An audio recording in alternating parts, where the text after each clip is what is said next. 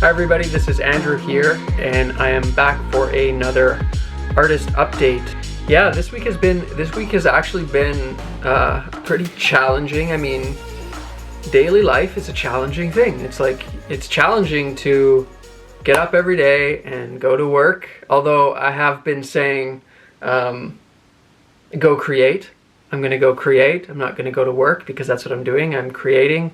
Not necessarily having anything to do with art per se. I'm creating my life. I'm gonna get up and physically move and direct myself and create my life. And then I'm gonna go to the studio and I'm gonna create artworks. But I have this habit of saying, oh, I'm going to work, and I have all these definitions connected with work. But it's also actually like I'm going to create. So I've got to create. I got to get up and create.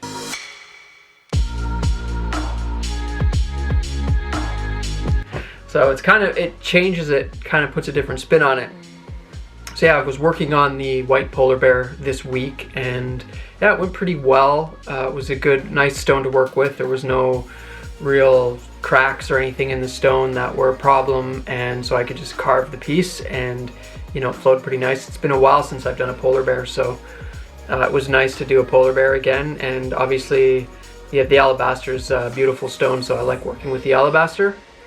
I almost got it done. Today was Friday. I was supposed to hopefully have it done, but I wanted to try out a different technique to finish it. The experimentation, I find every piece I do is actually like an experiment.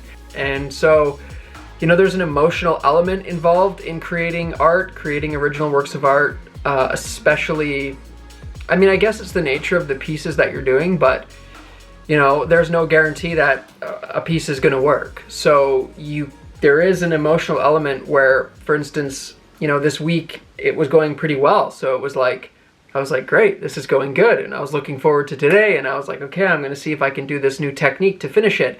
And I'm like, okay, this is kind of working. And I'm, keep doing it. And then it's like, oh, that's not really working. Damn it. And then I'm like, this didn't really work. And then you kind of feel like, you have the ups and downs, so you have to sort of remain grounded and rational.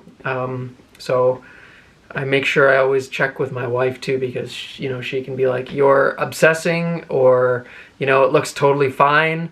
I think as the creator, you kind of zoom in on areas and you think, oh no, that doesn't look very good, but and then you show someone and they don't even know what you're talking about. They can't even see it. So it's going to be a cool piece. I did texture in the face, and ultimately I think I'm going to seal the whole piece.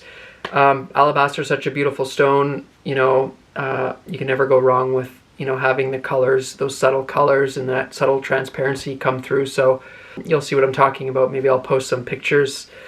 But I did create texture in the face and added a lot more details in the face. I'm going to seal it, and so the transition's going to be there. It's just going to be a lot more subtle. You probably won't even notice it at first glance. It's been really nice this week, so that's been nice for carving. It's moving into the fall soon. We're in just about in the middle of September, so it does get cold here in Canada in the winter, so I'm going to enjoy these last warm days of carving while they're here. Artist weekly update. People associate passion with artists for some reason.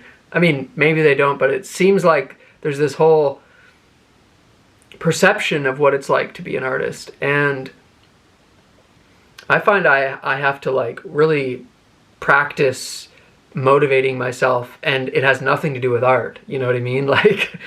Obviously it helps that I enjoy doing art. I really do. So that makes things a lot easier, perhaps, for me to just stay motivated or stay inspired, interested.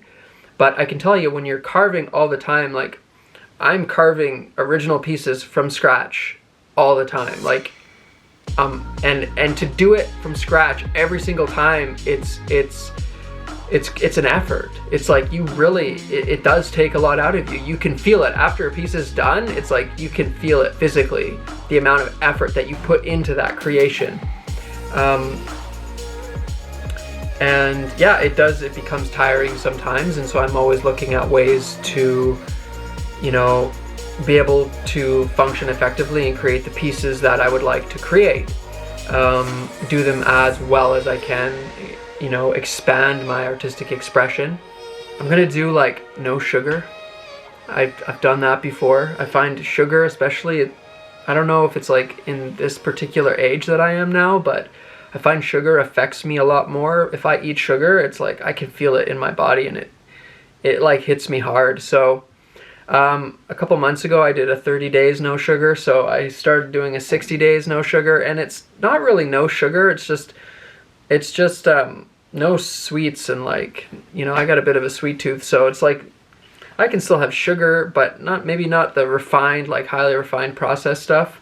And it's just, you know, that's to support me too in what I'm trying to do and what I'm trying to create with my art. It's like when I go to the studio to carve, it's like I need to have the right food to help support my body, to support me, to be there, to be focused. If I'm hungry or anxious because I didn't eat the right foods, that's not good. So, you know, that's one thing that I've decided to do to support myself, to motivate myself a little bit more.